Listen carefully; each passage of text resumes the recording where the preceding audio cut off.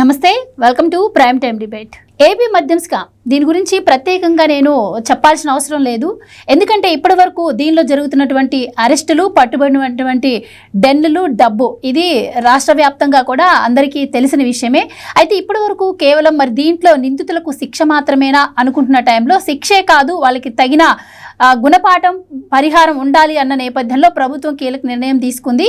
దీంట్లో పట్టుబడినటువంటి ఆస్తులను జప్తు చేయాలని చెప్పి ప్రభుత్వం నిర్ణయించింది. అలాగే దీంట్లో A1గా ఉన్నటువంటి రాజ్ కసిరెడ్డికి సంబంధించినటువంటి 13 కోట్ల ఆస్తులను అయితే ప్రభుత్వం జప్తు చేసినట్లు వార్తలు బయటకు వస్తున్నాయి. మరి ఈ జప్తు ఇక్కడితో ఆగుతుందా? ఇప్పటి వరకు ఈ కేసులో అరెస్ట్ అయిన వాళ్ళ ఆస్తులను కూడా జప్తు చేయొచ్చా అన్న చర్చ కూడా మొదలైంది.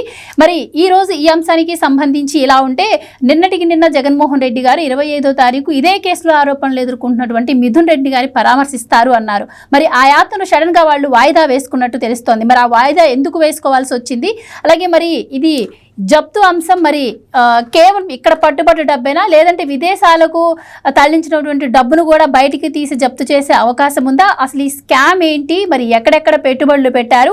ఇంకెన్ని ఆస్తులు జప్తు చేయాల్సిన అవసరం ఉంది? ఇలాంటి విషయాలన్నీ ఈ రోజు డిబేట్లో చర్చిద్దాం. మనతో పాటు డిబేట్లో పార్టిసిపేట్ చేసేందుకు స్టూడియోలో ఉన్నారు సీనియర్ జర్నలిస్ట్ సత్యమూర్తి గారు, అలాగే మరో సీనియర్ జర్నలిస్ట్ టీవీ శ్రీనివాస్ గారు. నమస్కారం సార్. నమస్కారం సార్. నమస్తే సార్. సత్యమూర్తి గారు, ఈరోజు ఒక కీలక పరిణామాన్ని చెప్పాలి. ఇప్పటి వరకు దీని కేవలం ఒక స్కామ్ లాగే చూశారు. దీంట్లో చాలా మంది ప్రాణాలు బలిగొన్నారని కూడా మీరు కూడా చాలా సందర్భాల్లో చెప్పిన పరిస్థితి.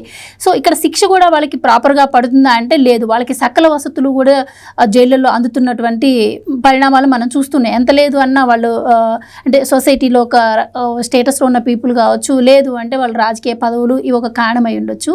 కానీ వాళ్ళ ఆస్తులను జప్తు చేయడం ఇది ప్రజలు ఎప్పటి నుంచో కూడా డిమాండ్ చేస్తూ ఉన్నారు. సో అదే ఈ రోజు జరిగింది అని చెప్పి హర్షం వ్యక్తమవుతోంది. సో ఈ 13 కోట్లే అంటారా? ఆయన బినామీ పేర్ల మీద కూడా చాలా ఆస్తులు ఉన్నాయి అంటున్నారు. అవి కూడా మరి బయటకు వచ్చే అవకాశం ఉందా? ఇది ఎక్కడికి వెళ్ళి ఆగే అవకాశం ఉంది? మీరేం చెప్తారు? ముందుగా మనం స్పెషల్ ఇన్వెస్టిగేషన్ టీమ్ని అభినందించాలి. ఎందుకంటే ఇంత షార్ట్ స్పాన్లో దాదాపుగా 120 కోట్ల రూపాయల ఆస్తులు కానీ, క్యాష్ కానీ, వీటిని వాళ్ళు జప్తు చేయటం అంటే మామూలుగా నాకు తెలిసి భారతదేశ చరిత్రలో ఎప్పుడూ ఇట్లా జరిగి ఉండదు. ఇంతమందిని అరెస్ట్ చేశారు. అరెస్ట్ చేసిన తర్వాత వాళ్ళ ఆస్తుల్ని జప్తు చేస్తూ ఉన్నారు. ఇది అంటే ఒక కీలకమైన మలుపు.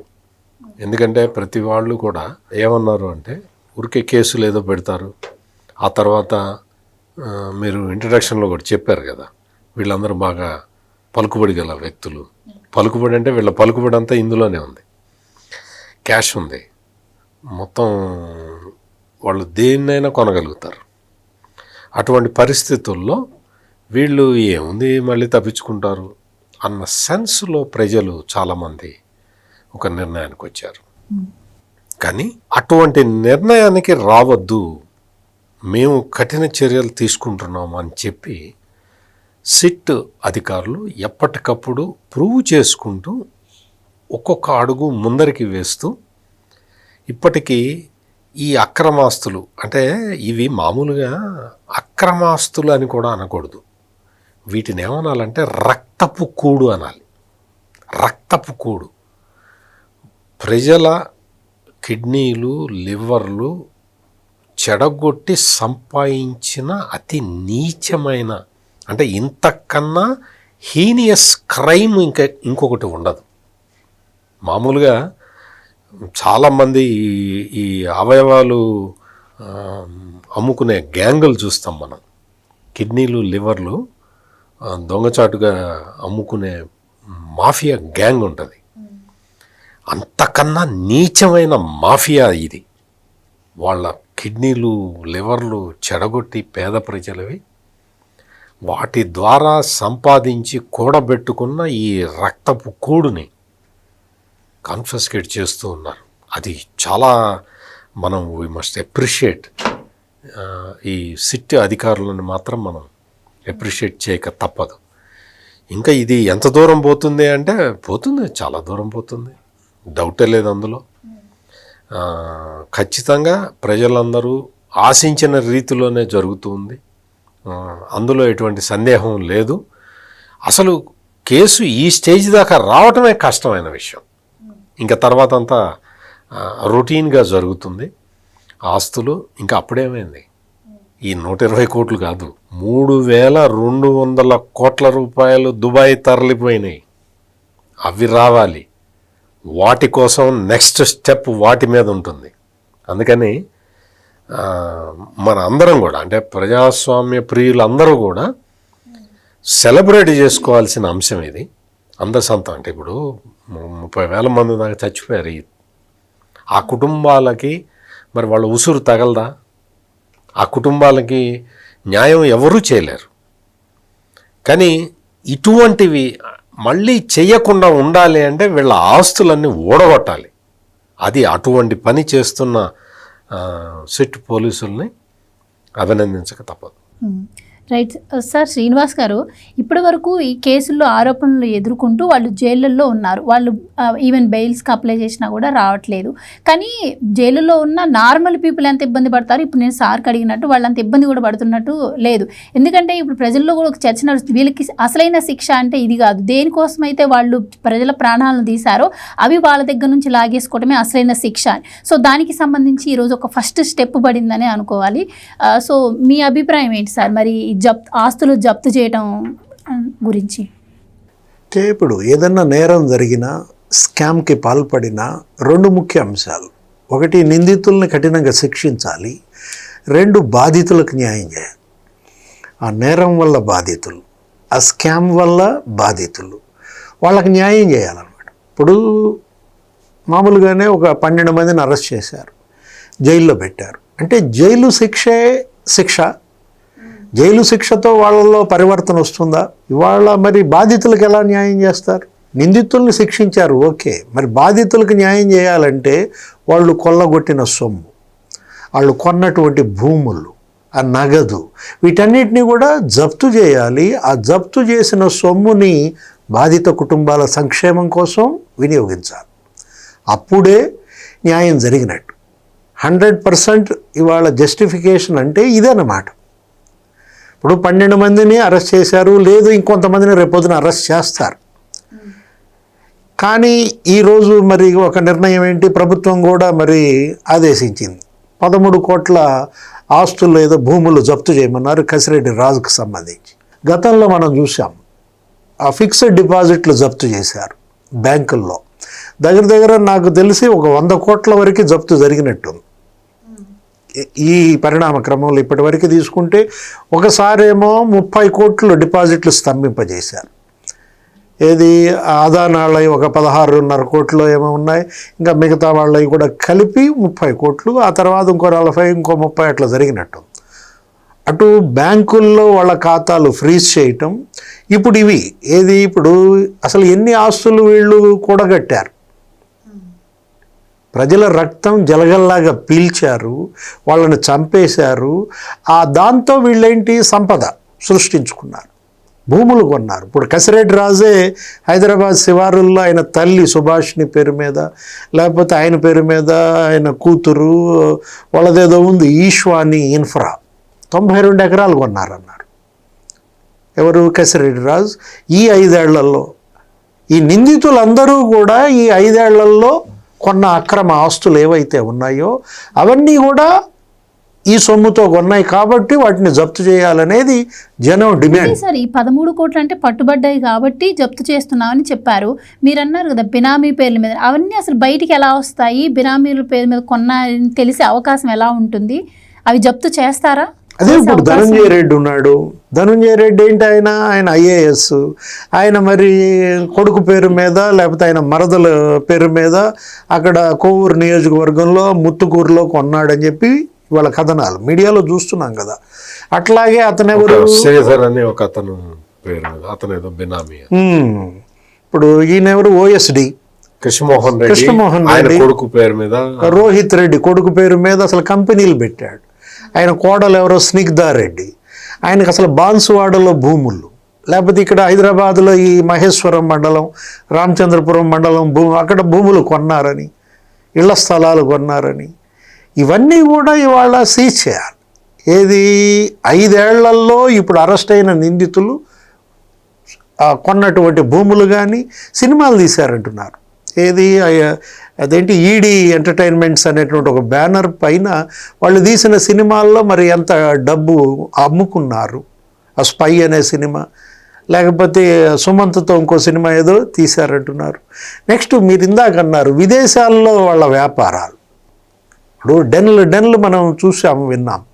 దుబాయ్లో, థాయిలాండ్లో, లేకపోతే ఇక్కడ మరి టాంజానియాలో, జింబాబ్వేలో, అమెరికాలో ఈ 5 ఏళ్లలో ఎంత డబ్బు విదేశాలకి మళ్ళించారు, అక్కడ ఏమేమి వ్యాపారాలు చేశారు. వీళ్ళందరికీ మరి గోల్డెన్ వీసాలంట. ఇక్కడ దుబాయ్లో అక్కడ వాళ్ళు చేసిన వ్యాపారాలు ఏంటి, దగ్గర ఏదో ట్రక్కర్ లాజిస్టిక్స్ అని ఒకటి పెట్టారని, లేకపోతే ఆ ట్రక్కర్ ట్రాన్స్పోర్ట్ అని పెట్టారని, అక్కడ ఏదో హ్యాపీ హోమ్స్ అంటూ ఒక రియల్ ఎస్టేట్ డెవలప్ చేశారని, అవన్నీ కూడా ఇవాళ కాన్ఫిస్కేట్ చేయాలి. ఇది మొత్తం అటు ఈడీ ఇటు సిట్ ఇవి రెండు ఇవాళ ప్యారలల్గా నడపాలి. ఏది దర్యాప్తు కేవలం స్పెషల్ ఇన్వెస్టిగేషన్ టీం వరకే వాళ్ళనెత్తినే వేయకూడదు భారం అంతా కూడా. ఎన్ఫోర్స్మెంట్ డైరెక్టరేట్ పెద్ద ఎత్తున డబ్బు విదేశాలకు వెళ్ళిందన్నారు.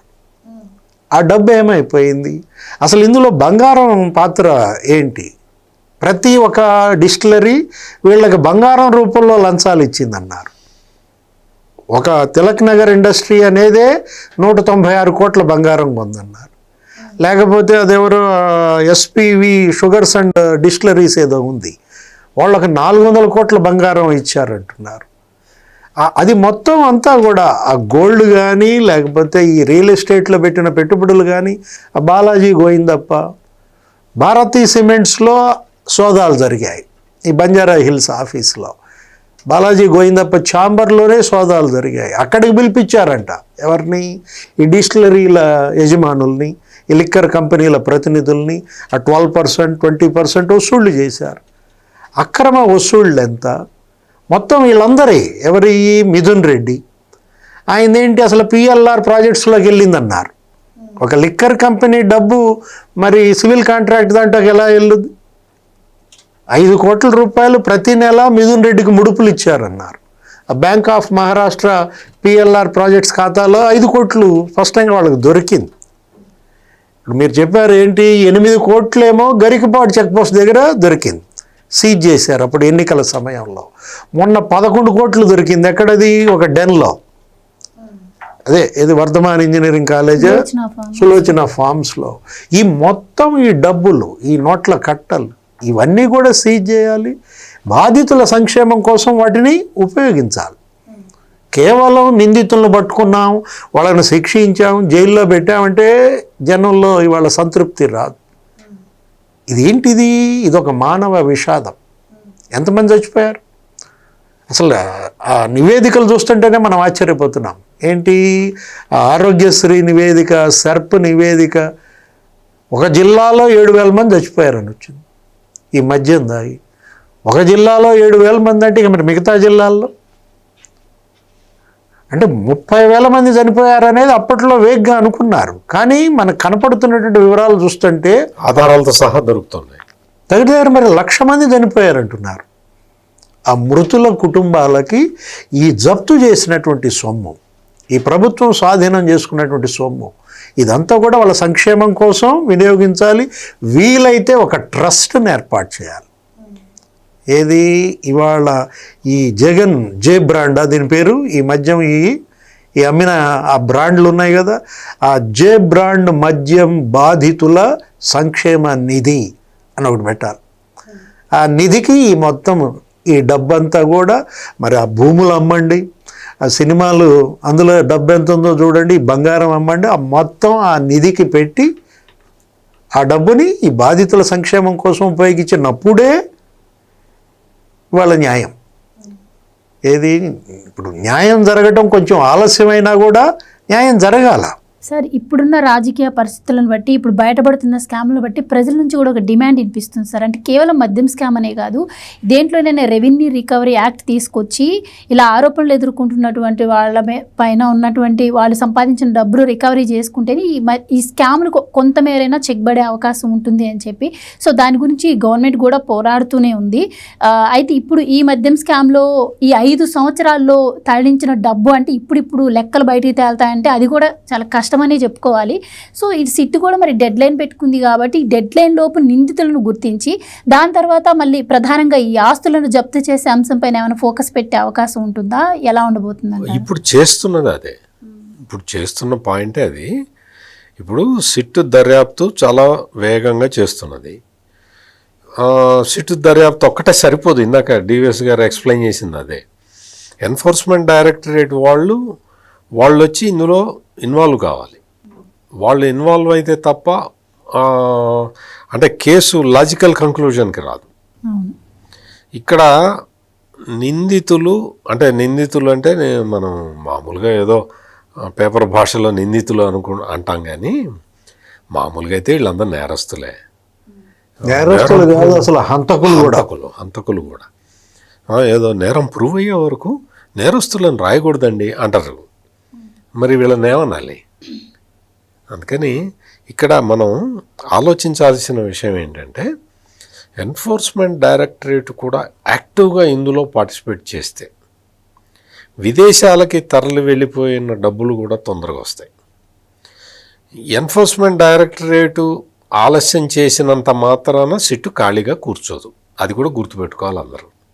ఎన్ఫోర్స్మెంట్ డైరెక్టరేటు మేము అది చూస్తాం ఇది చూస్తాం అన్నా కానీ ఏం పర్లేదు, మీ పని మీరు చేసుకోండి, సిట్టు పని సిట్టు చేస్తుంది. ఎందుకంటే ఇంత దూరం రావటమే మామూలుగా నేనైతే ఊహించలే. ఇంత తొందరగా ఇంత క్రిస్టల్ క్లియర్గా కేసుని ఎస్టాబ్లిష్ చేస్తుంది సిట్ అని నేనైతే ఎక్స్పెక్ట్ చేయలే.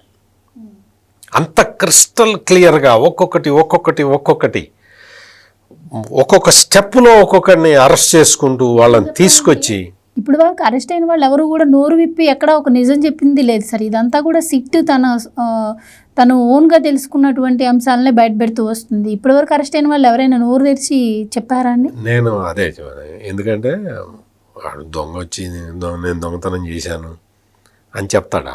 అంటే ఇంట్రాగేషన్ తీసుకున్నా కూడా ఒప్పుకోడు. వీళ్ళందరూ బాగా హై ప్రొఫైల్ కదా. ఇప్పుడు ఒక ఐఏఎస్ ఆఫీసర్ ఉన్నాడు, ఆ ఐఏఎస్ ఆఫీసర్ని ఏమడుగుతారు? సార్ చెప్పండి సార్ అంటారు. నేను చెప్పను, నాకు తెలియదు, నాకు గుర్తులేదు అంటాడు.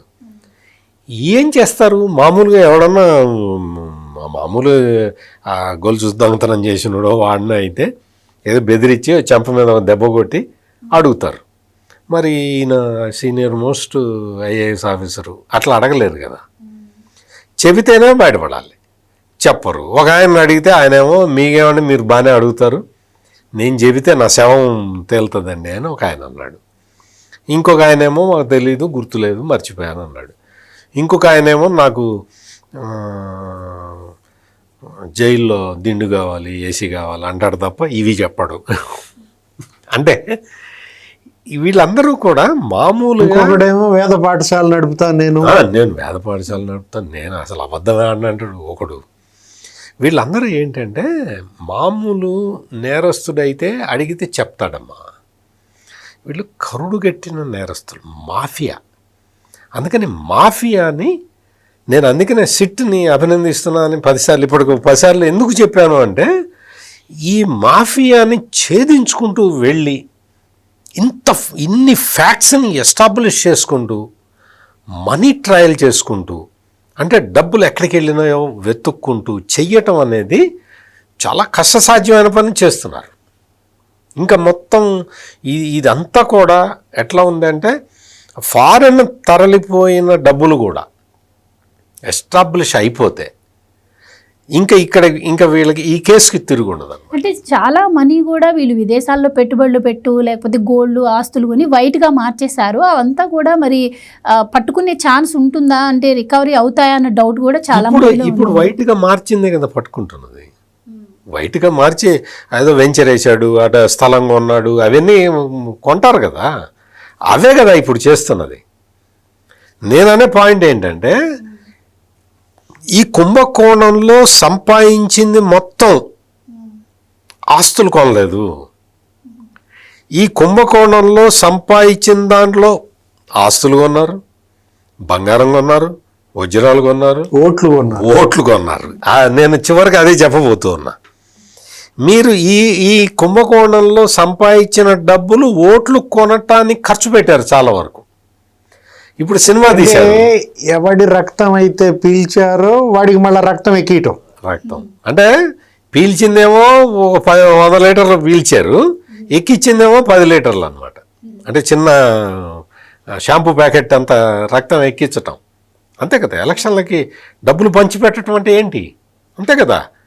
అంటే ఇటువంటి దారుణమైన నేరాలకి పాల్పడ్డారు కాబట్టి ఈ డబ్బులన్నీ మీకు 1,00,000 కోట్ల రూపాయల, ఇప్పుడు అప్పుడు వాళ్ళు చెప్పిన ఆర్గ్యుమెంట్ కూడా అదే, ముందు 1,00,000 కోట్ల కుంభకోణం అన్నారు, ఇప్పుడు ఇక్కడికి వచ్చి 3,000 కోట్లు అంటారు, ఇప్పుడు 30 కోట్లు మాత్రమే స్వాధీనం చేసుకున్నారు అని. నువ్వన్నీ బంగారం కొంటివి, ఎక్కడో పెడితివి, అది తీసుకెళ్ళి సౌత్ ఆఫ్రికాలో మిషనరీ కొంటివి, నువ్వు థాయిలాండ్లో ఇవి కొంటివి, అది కొంటివి, నువ్వు తెలంగాణలో ఆ టెలిఫోన్ ట్యాప్ చేసి నోటితో కలిసి కూర్చొని నువ్వు రాజకీయాలు ఆడితివి, ఇవన్నీ చేసావు కదా, ఇవన్నీ ఈ ఖర్చులన్నీ పెట్టావు కదా. స్పెషల్ చార్టెడ్ ఫ్లైట్లు వేసుకుంటే పోతుంటివి, శుభ్రంగా మా సినిమా యాక్టర్ తమన్నాను ఎక్కించుకొని తిరుగుతుంటివి. ఆ డబ్బులన్నీ ఎట్లా రికవరీ అవుతాయి? కావు కదా. అందుకని ఇప్పుడు రికవరీ చేస్తున్నది కూడా చాలా అద్భుతంగా చేస్తున్నారు, ప్లాన్ ప్రకారం చేస్తున్నారు. 3,200 కోట్ల రూపాయలు దుబాయ్కి తరలించిన డబ్బులు కూడా వస్తే ఇంకొక 2 పెద్ద వికెట్లు ఉన్నాయి. ఇంకొక 2 పెద్ద వికెట్లు పడాలి, అప్పుడు కానీ ఈ కథకి ఫుల్ స్టాప్ పడదు. అయితే మీరు అన్నట్టు ఫ్లైట్లో తిరిగే వెంకటేష్ నాయుడు ఎవరైతే ఉన్నారో ఆయన ఫోన్ కూడా తెరిచేందుకు అధికారులు కోర్టు పర్మిషన్ అడుగుతున్నారు అంటున్నారు. అంటే ఆ ఫోన్ పట్టుబడితే దాని ప్రకారం ఇంకేమైనా డెన్లు, ఇంకేమైనా మనీ కూడా బయటపడే ఇప్పుడు ఆల్రెడీ తెరిచారు. ఇప్పుడు ఆల్రెడీ ఆ వెంకటేష్ నాయుడు ఫోన్ని తెరిచారు, అందులో డెన్లు ఎట్లా ఉన్నాయి, డబ్బులు ఎట్లా ఉన్నాయి, అవన్నీ వీడియోలు కూడా ఇప్పుడు అధునాతన టెక్నాలజీ వచ్చింది కాబట్టి డిలీట్ చేసేసిన వీడియోలు కూడా రిట్రీవ్ చేశారు. అట్లా ఈ నేరాలన్నీ అట్లా బయటపడ్డవే. ఇప్పుడు ఏంటి అంటే ఇప్పుడు నెక్స్ట్ ఏంటి అంటే ఆ వీడియోలు రాగానే ఏమన్నారు, సాక్షులు ఏం రాశారు, వీడియోలు సాక్ష్యం కాదు, వీడియో సాక్ష్యం చెల్లదన్నారు.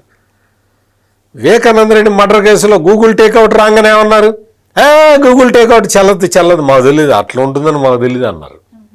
అంటే వీళ్ళందరూ కూడా ఎట్లా తప్పించుకోవటం, అందుకని ఆరితేరిన నేరస్తులు అన్నది. మాఫియాగా ఒక ఆరితేరిన నేరస్తుడిని పట్టుకోవడమే కష్టం. ఏ గ్రూప్ ఆఫ్ బంచ్ ఆఫ్ ఈ హార్డ్ కోర్ క్రిమినల్స్ వీళ్ళందరూ ఒక మాఫియాగా ఏర్పడి ఇట్లా మరి కోట్లాది రూపాయలు కొల్లగొట్టారు. అన్నీ రికవరీ చేయాలి, చేస్తారు, దానికి సంబంధించిన మార్గాలు వెతుకుతున్నారు. ఇప్పటికే ఇంత డబ్బులు కాన్ఫిస్కేట్ చేశారు, ఇంకా చేస్తారు.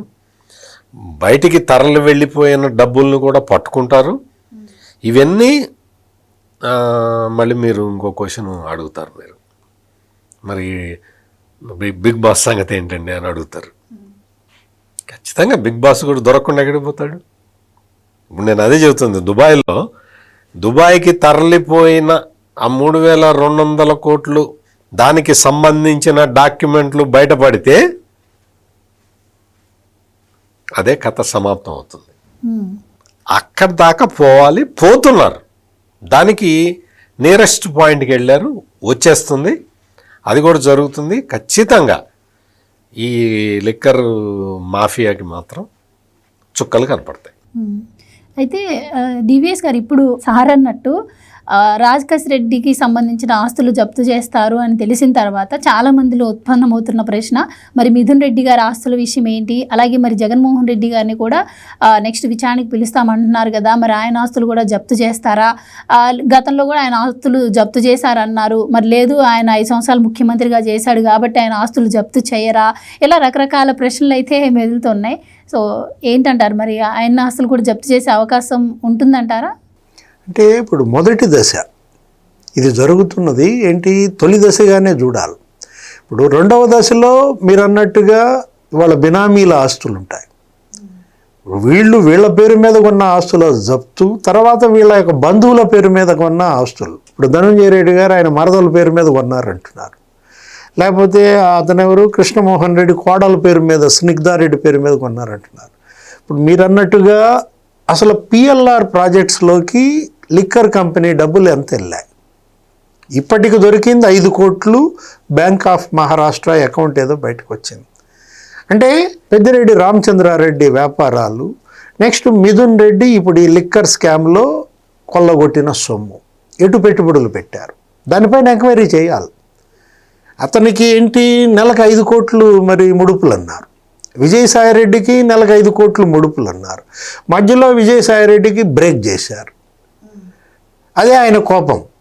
ఏది మరి నాకు ఇస్తానన్న నెలకు 5 కోట్లు అందలేదు కాబట్టి అతను ఎదురు తిరిగాడు వీళ్ళకి. అతను మరి మొత్తం బయట పెట్టాడు. కర్త కర్మ క్రియ కసిరెడ్డి రాజు అన్నాడు. కసిరెడ్డి రాజుకు ఏమిటి అతను ఊహించలేదు. ఊహించక అతనేమన్నాడు, వాడు ఒక బట్టే బాజ్ అన్నాడు. ఎవరిని? విజయసాయిరెడ్డిని. ఎవరు ఇక్కడ బట్టే బాజ్? అసలు మొత్తం ఈ గ్యాంగ్ బట్టే బాజుల గ్యాంగ్ కనపడతా. వీళ్ళకి ఒక్కొక్కరికి 5 కోట్లు, బిగ్ బాస్కి ఏమో నెలకు 60 కోట్లు. ఇప్పుడు ఏది, ఇప్పుడు రోజుకు 2 కోట్లు లిక్కర్లో ముడుపులు, అవి రోజుకి 8 కోట్లు ఇసుకలో ముడుపులు అన్నారు. ఇప్పుడు 3,500 కోట్లు అది స్కామ్ కాదు, అది కేవలం బ్రైబ్స్ అన్నమాట. ఏంటి ముడుపులే అందింది, కమిషన్లు 3,500 కోట్లు. దానికి ఇందాక సత్యమూర్తి గారు కూడా అన్నారు, ఏమని 1,00,000 కోట్లు అన్నారు, 30,000 కోట్లు అన్నారు, లేకపోతే 3,500 కోట్లు అన్నారు, 30 కోట్లు అన్నారు. ఉన్నాయి అటన్నిటికీ లెక్క. అదే సార్ 30 కోట్లు ఏంటి బ్యాంకులో డిపాజిట్ ఫ్రీజ్ చేశారు. 3,500 కోట్లు ఏంటి మీరు 12%, 20% ఏంటది కమిషన్. 35,000 కోట్లు ఏంటి విదేశాలకు పోయాయి. టాంజానియా, థాయిలాండ్, జింబాబ్వే స్టీల్ ప్లాంట్లు, ఫుడ్ ప్రాసెసింగ్ యూనిట్లు, ఈ ట్రక్కర్ లాజిస్టిక్స్, ఈ ట్రక్కర్ ట్రాన్స్పోర్ట్, ఇవి అన్నమాట. మరి 1,00,000 కోట్లు ఏంటంటే అది క్యాష్ అండ్ క్యారీ, మొత్తం టోటల్ క్యాష్, మొత్తం మీరు వసూలు చేసిన నగదు. ఏదో రకంగా జనాన్ని తప్పుదోవ పట్టించాలనో వాళ్ళు ఏంటంటే ఇక రకరకాలుగా మాట్లాడుతున్న దీంట్లో ఇప్పుడు మనం పిఎల్ఆర్ ప్రాజెక్ట్స్ గురించి మాట్లాడాం. లిక్కర్ కంపెనీ నుంచి అందులోకి ఎంత వెళ్ళాయి అనేది ఎంక్వైరీ చేయాలి. అదేవిధంగా ఈ లిక్కర్, ఈ డిస్టిలరీ కంపెనీల నుంచి భారతీ సిమెంట్స్లోకి ఏమైనా వెళ్ళాయి. మొన్న బంజారా హిల్స్ భారతీ సిమెంట్స్ ఆఫీస్లో జరిగిన సోదాలు ఎంతవరకు వచ్చాయి? గోయిందప్ప బాలాజీ ఛాంబర్లో వీళ్ళు స్వాధీనం చేసుకున్న హార్డ్ డిస్క్ల్లో ఏముంది? నెక్స్ట్ మీరు సత్యమూర్తి గారిని అడిగారు, ఫోన్ ఏదది వెంకటేష్ నాయుడు ఫోన్ తెరవడానికి ఇవాళ మరి కోర్టును అడిగింది, పర్మిషన్ అడిగింది. అంతకుముందు వెంకటేష్ నాయుడు భార్య ఒక పిటిషన్ వేసింది. ఏమని వేయించారు?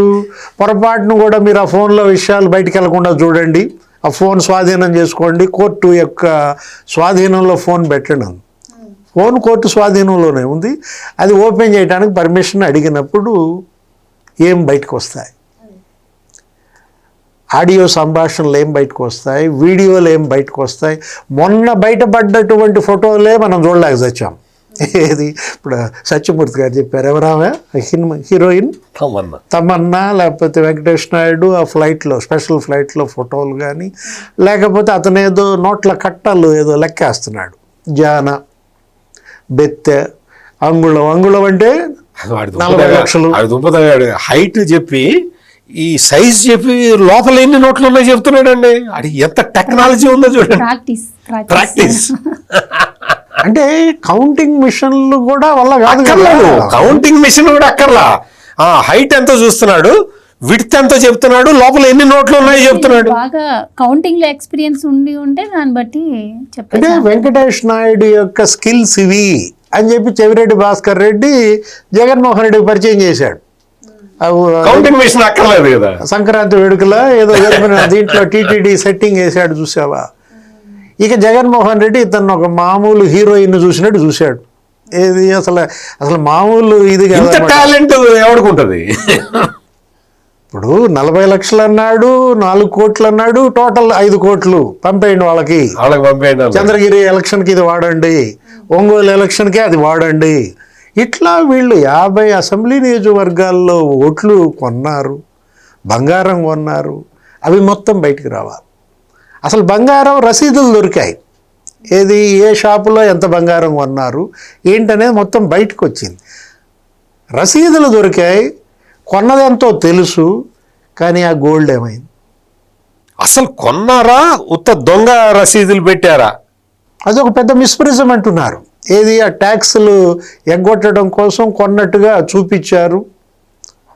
ఇవన్నీ బయటికి రావాలంటే ఇంతవరకు జరిగిన దర్యాప్తు కొంతే. ఇప్పుడు ఎన్ఫోర్స్మెంట్ డైరెక్టరేట్ ఇప్పుడు కరెక్ట్గా దీనిలో ఇన్వాల్వ్ అవ్వాల్సిన టైం వచ్చింది. ఇక్కడ మనీ లాండరింగ్ అసలు దేశం దాటి అంతా పోయింది. దేశంలో ఎంత ఉంది, ఏ ఏ రూపాల్లో ఉంది. మనీ రూటింగ్ 5 రకాల్లో జరిగిందన్నారు. మనీ లాండరింగ్ 7 రకాలుగా జరిగిందన్నారు. అవన్నీ మరి తవ్వి బయటికి తీయాలి. ఇంకా డెల్ ఎక్కడెక్కడ ఉన్నాయి మనకు తెలిసి హైదరాబాద్లో ఒక 6-7 డెన్లు బయటపడ్డాయి. ఫోన్ ఓపెన్ చేస్తే ఇంకా అంత సమాచారం ఏమైనా బయటకు వచ్చే అవకాశం ఉంటుంది sir. Venkatesh Naidu phone open చేస్తే ఇంకొంచెం సమాచారం ఏమైనా బయటకు వచ్చే అవకాశం ఉండొచ్చు. చెవిరెడ్డి భాస్కర్ రెడ్డి మరి ఆయన ఈ 5 ఏళ్లలో ఎంత సంపాదించాడు, ఏమేమి ఆస్తులు కొన్నాడు. ఆయన కొడుకు మోహిత్ రెడ్డి ఇంతవరకు అతను అరెస్ట్ చేయలే. అతను ఇక్కడ మరి పరారీలో ఉన్నాడా, ఎక్కడున్నాడు?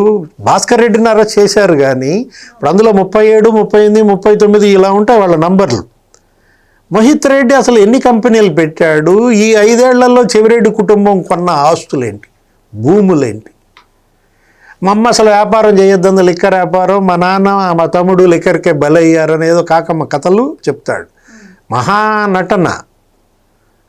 ఇవాళ ఏంటి సత్యమూర్తి గారు ఒక మాట అన్నారు, డబ్బు వెదజల్లుతున్నారు. డబ్బుతో దేన్నైనా కొంటామనే ఒక అహం కనపడుతోంది నేరస్తుల్లో. అంటే ఏంటి, వీళ్ళు మేము చట్టాన్ని కొంటాం, లేకపోతే న్యాయాన్ని కొంటాం, ఖరీదైన లాయర్లని పెట్టుకుంటాం, కోర్టులు ఫీజులు ఇచ్చి సుప్రీంకోర్టు నుంచి లాయర్లను పిలిపించి వాదించుకుంటున్నారు. అంటే వ్యవస్థకి ఇవాళ డబ్బుకి జరుగుతున్నటువంటి యుద్ధం. వ్యవస్థది పైచేయి కావాలంటే డబ్బును మడిచిపెట్టాలి, మొత్తం స్వాధీనం చేసుకోవాలి, గోల్డ్ ఓడగొట్టాలి.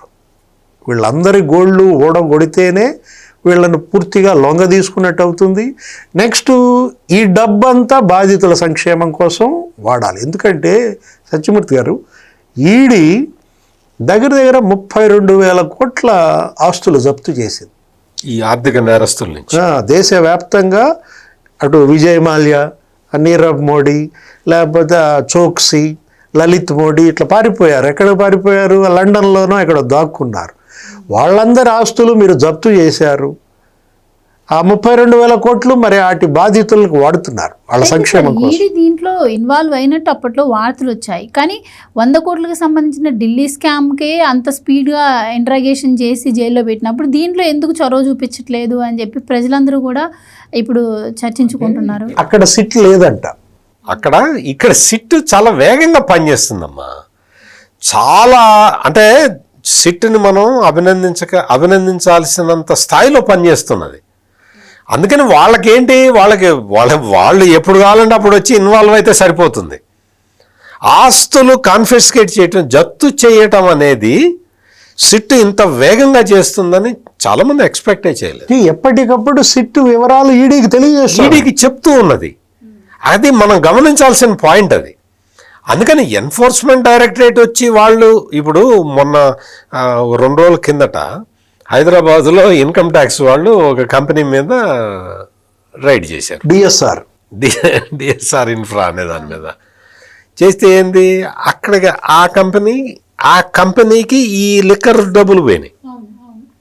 అంటే ఎక్కడ ఎన్ని సంస్థలు, ఎన్ని రకాల వ్యవస్థలు, ఎన్ని సంస్థలు ఈ అవినీతిని తవ్వి బయటికి తీస్తున్నాయో చూడండి మీరు. ఇంత నిజంగా ఇన్ని రకాల వ్యవస్థలు ఇంత నిక్కచ్చిగా పనిచేస్తుంటేనే ఈ పరిస్థితి దోపిడిట్ట ఉంది. అంటే నువ్వు ఊహించగలవా లిక్కర్ సొమ్ము ఇంజనీరింగ్ కాలేజీల్లోకి వెళ్ళిందని? ఎట్లా ఎట్లా ఊహిస్తారు చెప్పు, ఎవరు ఊహించగలుగుతారు చెప్పు? లిక్కర్ సొమ్ముతో సినిమాలు తీశారని, లిక్కర్ సొమ్ముతో ఇన్ఫ్రా కంపెనీలు పెట్టారని, రియల్ ఎస్టేట్ కంపెనీలు పెట్టారని, లిక్కర్ సొమ్ముతో చివరికి సివిల్ కాంట్రాక్టులు, ఇది పిఎల్ఆర్ ప్రాజెక్ట్స్, లిక్కర్ సొమ్ముతో సిమెంట్ కంపెనీలు. ఈ లిక్కరు సొమ్ముతోటి ఓట్లు కొనుగోలు చేయటం, ఎన్ని దరిద్రాలు చేశారో చూడు. అసలు మొత్తం ఇన్ని దరిద్రాలు చేసిన వీళ్ళందరూ వచ్చి చంద్రబాబు వ్యవస్థల్ని మేనేజ్ చేస్తున్నాడని చెప్తారు. వ్యవస్థలను మేనేజ్ ఎన్ని వ్యవస్థలను నాశనం చేశావు?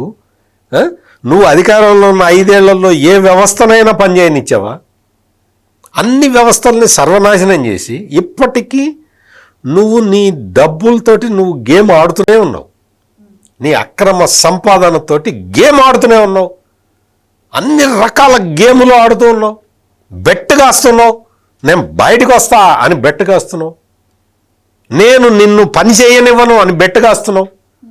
ఈ ఓటర్లను ఓటేయను అని బెట్ కాస్తున్నావు. నువ్వు బయటకు వచ్చి సిట్ ఆఫీస్ ఎదురే ఇల్లు అద్దెకు తీసుకుంటానని బెదిరిస్తున్నావు. నువ్వు నీ దగ్గరున్న డబ్బు పవర్ నీతోటి ఎన్ని మాటలు మాట్లాడిస్తున్నది. నువ్వు అసలు నువ్వు అంత శక్తి ఉందా నీకు? వ్యవస్థల్ని ఇటు నువ్వు మాట్లాడే అంత శక్తి ఉందా నీకు? ఎక్కడి నుంచి వచ్చింది? నీ డబ్బులు. ఆ డబ్బులు ఓడగొట్టాలి. ఆ డబ్బులు ఓడగొట్టే పని తొందరగా చేయాలి. అది ఇప్పుడు మొత్తం రాష్ట్ర ప్రజలందరూ కోరుకుంటున్నది. అది అంటే ఈ 13 కోట్ల జప్తు రేపు 130 కోట్ల జప్తవా, 1300 కోట్ల జప్తవా, 13,000 కోట్ల జప్తు కావాలి. అయితే 2 రోజుల నుంచి జగన్మోహన్ రెడ్డి మిథున్ రెడ్డి గారిని వెళ్తారు అని చెప్పి ప్రచారం బాగా జరుగుతుంది. అయితే మరి ఈ విషయం అంటే ఈ జప్తు అంశం బయటకు వచ్చిన తర్వాత బొత్స సత్యనారాయణ గారు మరి సడన్గా ప్రెస్ మీట్ పెట్టి జగన్మోహన్ రెడ్డి ఇప్పుడు వెళ్ళట్లేదు, వినాయక చవితి తర్వాత వెళ్ళే అవకాశం ఉంటుందని చెప్తున్నారు. సో ఏమై ఉండొచ్చు అంటారు? అంటే ఈ జప్తులు ఇవన్నీ జరుగుతున్నాయి. ఆస్తులు ఎక్కడెక్కడ పోతున్నాయో చూసుకోవాలి. వాటన్నిటినీ మరి చూసి కన్నీరు గారుస్తూ ఉండాలి. రోజు ఏడుపే కదా, రోజు ఏడవాలి. ఓ రోజుకు ఒకటి బయటకు వస్తున్నది. అందుకని చాలా బిజీగా ఉండుంటారు అందరూ కూడా. ఇప్పుడు జగన్మోహన్ రెడ్డి దగ్గర ఉన్న పెద్ద సమస్య ఏంటంటే అక్కడ 12 మంది ఉన్నారు రాజమండ్రి సెంట్రల్ జైల్లో. 12 మందిని కలవాలా? 12 మందిని కలవాలంటే 12 సార్లు పోవాలి ఈయన రాజమండ్రి. ములాఖాతులో ఒకసారి వెళ్తే ఒకళ్ళనే కలవటానికి అవకాశం ఉంటుంది. అంతేగాని నేను వాళ్ళందరినీ నేనేనండి జైలుకి పంపించింది, అందరినీ ఒకేసారి పబ్లిక్ మీటింగ్లో కలిసినట్టు కలుస్తానంటే కుదరదు. అందరు ఖైదీలని కూర్చోబెట్టుకొని అన్న ధనంజయ అన్న బాగున్నావా అన్న, కృష్ణమోహన్ అన్న నువ్వు నిజాయితీ పడు అన్న అని మాట్లాడటానికి కుదరదు. ఒక్కొక్కళ్ళది ములాఖాత్ తీసుకోవాలి, టైం తీసుకోవాలి, కలవాలి. అంటే ఇప్పుడు అరుణ వెళ్ళి రాఖీ కట్టింది చూసావా జైల్లో అందరికి ఖైదీలకి, అట్లా కుదరదు. ఎందుకంటే ఇప్పుడు చంద్రబాబు ముఖ్యమంత్రి, అట్లా కుదరదు. అందుకని ఒక్కొక్కళ్ళని కలవాలి. ఇప్పుడు వెళ్ళి ఒక్క పెద్దిరెడ్డి మిథున్ రెడ్డి ఒక్కడనే కలిశాడు అనుకో, ఫర్ సపోజ్ వెళ్ళి పెద్దిరెడ్డి మిథున్ రెడ్డి ఒక్కడనే కలిస్తే అన్న సిన్సియర్ ఆఫీసరు ధనంజయ అన్నకి కోపం రాదు? అతనికన్నా ముందు చెవిరెడ్డి కోపం రాదు? చెవిరెడ్డి భాస్కర్ రెడ్డి గారని గోశాల నడిపే ఆయన కోపం రాదు? నువ్వు పెద్దిరెడ్డి మిథున్ రెడ్డిని కలుస్తావు, నన్ను గలవ్వా, నీ సంగతి జైలుస్తా, నేను ఎప్పటివరగా మారుతా అన్నాడు పాపం. ఇంకో డౌట్ సార్, ఇప్పుడు రాజకాశి రెడ్డి అలాగే వెంకటేష్ నాయుడు వీళ్ళిద్దరూ మాకు సంబంధం లేదని చెప్పారు. వాళ్ళు వెంకటేష్ నాయుడు వాళ్ళ మనిషి అన్నారు, రాజకాశి రెడ్డి టీడీపీ వాళ్ళ మనిషి అని ప్రచారం చేశారు. కానీ ధనంజయ రెడ్డి గారిని కృష్ణమోహన్ గారిని అమాయకుడు అని చెప్పి జగన్మోహన్ రెడ్డి గారే ఆయన ప్రెస్ మీట్లో చెప్పారు. ఆ తర్వాత చివరెడ్డికి కూడా ఎటువంటి సంబంధం లేదని చెప్పాడు. కానీ వాళ్ళు అరెస్ట్ అయ్యి చాలా కాలం అవుతోంది. మరి మిథున్ రెడ్డి గారు మొన్న ఈ మధ్య అరెస్ట్ అయ్యారు, కానీ ఈయన మిథున్ రెడ్డి గారిని పరామర్శించారు. అదే ఇప్పుడు అందుకనే ఆ సంశయంలోనే మిథున్ రెడ్డిని కలవాలా వద్దా అని గవ్వలేసుకొని చూసుకుంటున్నాడు. కలిస్తే ఏమవుతుంది, కలవకపోతే ఏమవుతుంది? ఇప్పుడు మీకు వెంకటేష్ గవ్వలేసేది ఎవరు? అరుణ. జనరల్గా సినిమాల్లో గవ్వలేసే సీన్ ఏదైనా చూస్తే విలన్ పక్కన ఒక లేడీ ఉంటుంది, గవ్వలు. ఇక్కడ వెంకటేశ్వర నాయుడు, రాజకేశ్ రెడ్డి తెలుగుదేశం మనుషులు మరి వాళ్ళని అరెస్ట్ చేశారు కదా. అంటే మరి గొప్ప నిర్ణయమే కదా అది. వాళ్ళ మనుషులైనా అరెస్ట్ చేశారు అంటే మరి గొప్ప విషయమే కదా అది. మీకు ఎవరి మనిషి ఎవరు, ఈ మనుషులందరికీ పదవులు ఎవడిచ్చాడు? జగన్మోహన్ రెడ్డి. ఎందుకు చంద్రబాబు నాయుడు మనుషులకి జగన్మోహన్ రెడ్డి పదవి ఎందుకు ఇచ్చాడు? ఇప్పుడు నీకు ఈ రాజకేశ్ రెడ్డి ఐటీ అడ్వైజర్ ఎవరిచ్చారు? పదవి ఎవరిచ్చారు చెప్పాలి మీరు. ఎవరిచ్చారు ఐటీ అడ్వైజర్ పదవిని? ఎవరిచ్చారు? అడ్వైజర్ గా మా దగ్గర 2-3 సంవత్సరాలు ఆయన పనిచేశారు. ఆ తర్వాత కుంభకోణం చేసింది 2-3 అదే కదా. వాళ్ళతో కలిసి ఆయన బిజినెస్లు ప్రారంభించారు. అందుకే మేము ఆయన పదవికి దూరం పెట్టామని చెప్పి వాళ్ళు ఏవో ప్రచారాలు చేసుకుంటున్నారు. ఇప్పుడు ఈ కుంభకోణం చేసింది ఐటీ అడ్వైజర్గా ఉన్న టైంలోనే కదా. అందుకని ఈ జగన్మోహన్ రెడ్డి, లేకపోతే జగన్మోహన్ రెడ్డి చెప్పే కాకమ్మ కథలు, సాక్షిలో రాసే బేతాళ కథలు, ఈ రెండు కాకపోతే వచ్చి సజ్జల రామకృష్ణారెడ్డి చెప్పే హరికథలు, ఇవన్నీ కూడా ఏంటి అంటే విని విని విని ప్రజలకి అంత అర్థమైపోయింది. నువ్వు చెప్తావు, నీ సోషల్ మీడియాలో ఏం ప్రచారం చేస్తావు, ఎట్లా నీ మోడస్ ఆపరండి అంతా ప్రజలకు అర్థమైపోయింది. అందుకనే జగన్మోహన్ రెడ్డికి వెళ్ళి రాజమండ్రి వెళ్ళాలా వద్దా, వెళ్తే పెద్దిరెడ్డి మిథున్ రెడ్డిని కలవాలా వద్దా, పెద్దిరెడ్డి మిథున్ రెడ్డిని కలిస్తే వీళ్ళందరికీ కోపం వస్తే ఎట్లా, వీళ్ళందరికీ కోపం రాకుండా అందరికీ కాగితాల మీద రాసి అన్న సారీ అన్న, నా వల్ల నువ్వు జైలు పాలయ్యావన్నా, మరి డబ్బులు ఏమో నాకు ఇచ్చావు, నువ్వేమో అన్యాయం అయిపోయావన్నా అని ఏదో కాగితం మీద రాసి ఆ కట్టకట్ట 11 కాగితాలు స్లిప్పులు మిథున్ రెడ్డికి ఇచ్చి మిథున్ అన్న అందరికీ ఇవ్వన్నా అని చెప్పి చెబుదామని ప్లాన్ చేస్తున్నాడేమో తెలియదు. అట్ట కాగితాలు ఇస్తే మరి వాళ్ళు ఊరుకుంటారో, జైలు అథారిటీస్ ఊరుకోరో మనకు తెలియదు. పొద్దున ప్రెస్ మీట్ పెట్టి ఏం చెప్తాడంటే, కన్ను మూసి తెరిచేంతలో కాకాన్ని పరామర్శించా, కన్ను మూసి తెరిచేంతలో వంశీని పరామర్శించా, కన్ను మూసి తెరిచేంతలో సురేష్ని పరామర్శించా. ఊరి నాయన ఎంతమందిని పరామర్శించాలి బాబు? అసలు ఆ లిస్ట్ చెప్పాలంటే గంట పడుతుంది. ఈ లోపు పార్టీ కన్ను మూయడం ఖాయమన్నమాట.